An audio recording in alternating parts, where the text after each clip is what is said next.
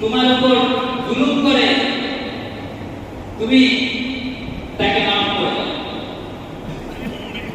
ওয়া'ফু আম্মান যালামাকা ওয়াহসিন মান আসাআ ইলাইকা, যে ব্যক্তি তোমার সাথে খারাপ ব্যবহার করে তুমি তাকে মাফ করে দাও, তুমি তার সাথে ভালো ব্যবহার করো।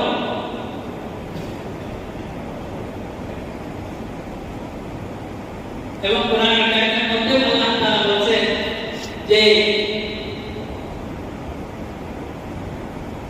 লা তাস্তাউল হাসানাতু ওয়ালা সাইয়্যিআ, যে খারাপ এবং মন্দ কখনো এক হতে পারে না।